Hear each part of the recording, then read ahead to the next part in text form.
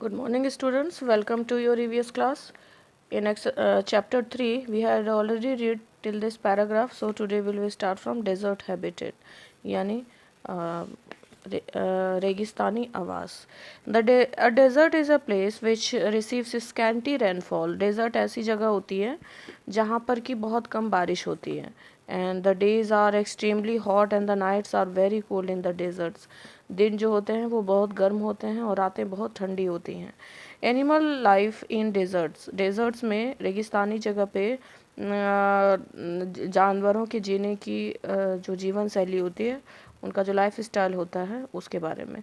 Animals like camels, rats, snakes and lizards are found in the desserts.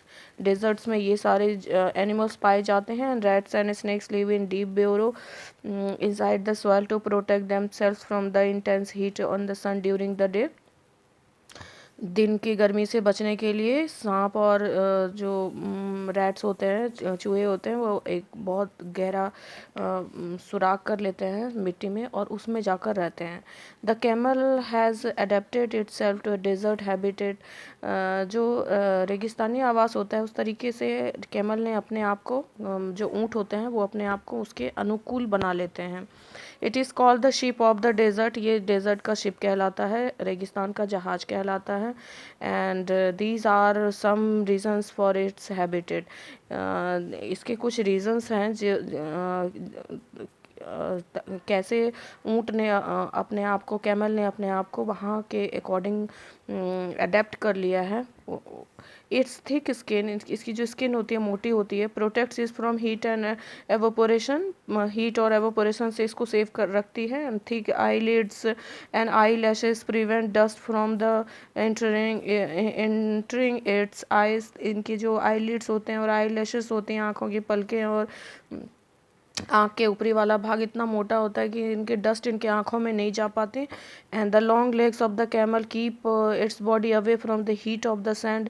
जो वहाँ रेतीली मिट्टी होती है उसकी गर्मी से इसके जो लंबी लंबी टांगें हैं वो इनको बचाती हैं, क्योंकि इनका शरीर जो है नीचे से बहुत ऊपर होता है तो गर्मी से बचाती हैं. Camel do not sweat and excrete less amount of urine. और ये इनको पसीना भी नहीं आता और ये यूरिन भी है ना बहुत कम मात्रा में निकालते हैं. So they lose their little water from their bodies. इसलिए इनके बॉडी से पानी बहुत ही कम मात्रा में बाहर निकलता है.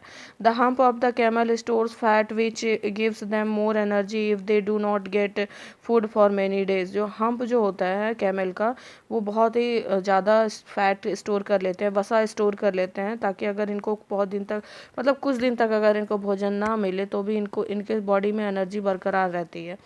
The feet of a camel are thick and well padded so that it can run. और जो इनके पैर होते हैं मोटे होते हैं और एंड वेल पैडेड होते हैं, गद्देदार होते हैं. So that walk easily on the hot sun, ताकि ये गर्म रेत में भी आसानी से चल सके. Thick folds of skin in their nostrils protect them from dust. और इनके नाक के पास ऐसे स्किन मुड़ी मुड़ी सी होती हैं, परतदार होती हैं, तो ताकि डस्ट इनके नाक में ना घुस सके.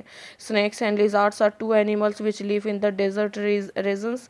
और स्नेक और लिजार्ड भी हैं जो कि डेजर्ट रीजन में रहते हैं.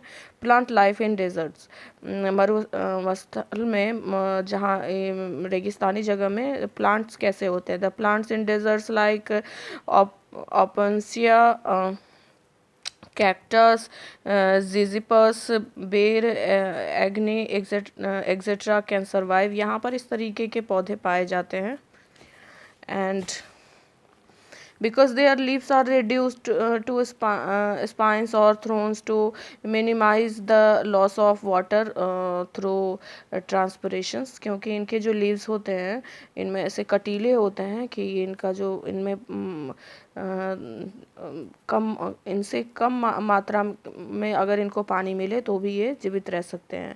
their roots penetrate deep into the soil and absorb water. इनके जो रूट्स हैं वो बहुत नीचे तक जाते हैं और पानी को एब्जॉर्ब कर लेते हैं. The stem is thick.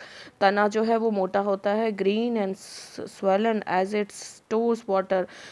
हरा होता है, फूला फूला जैसा होता है, ताकि इसके अंदर, क्योंकि इसके अंदर पानी जो है वो सुरक्षित रहता है। And the stems of this plants carry out photosynthesis, और जो इनके जो स्टेम्स होते हैं वो फोटोसिंथेसिस के द्वारा अपना फोटोसिंथेसिस क्या होता है, फोटोसिंथेसिस में पौधे अपना खाना सूर्य के प्रकाश ऑक्सीजन की उपस्थिति में अपना भोजन खुद बना लेते हैं। And it prepares as well as stores food for the plant. Aquatic habitat यानी कि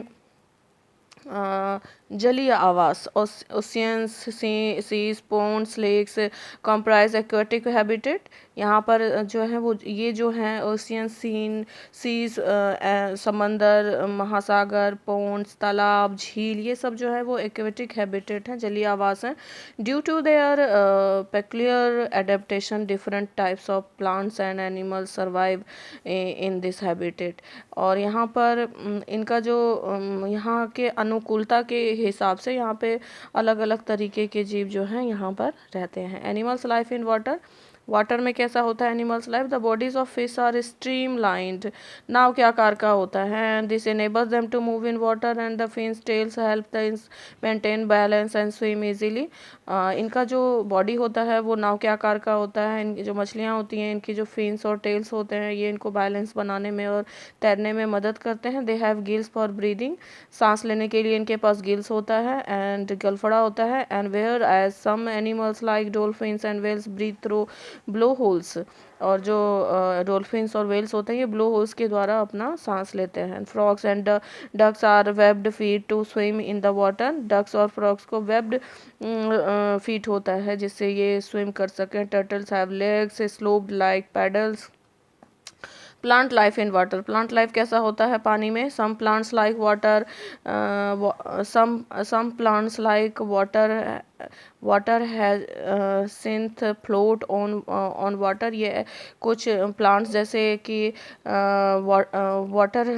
वाटर हैसिंथ होता है, ये पानी के ऊपर तैरता है। It floating leaves have very vaccine clotting in their upper surface, इनके ऊपर पानी नहीं रहता, इनके पत्तों के ऊपर पानी नहीं ठहरता, जैसे कि इनके ऊपर मोम का एक परत हो। The stems of aquatic animals aquatic plants are long, hollow and flexible. इनके जो स्टेम्स होते हैं ये बड़े होते हैं, अंदर से खाली होती हैं और बहुत ही फ्लेक्सिबल होती हैं।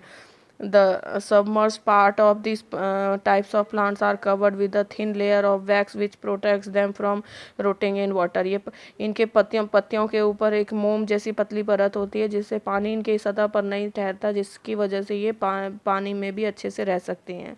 Water lily and lotus are partially submerged whereas hydrilla is a submerged plant. Okay. Okay class, read this chapter till this paragraph carefully, and in our next video we will read rest of this paragraph. Okay, bye class, take care.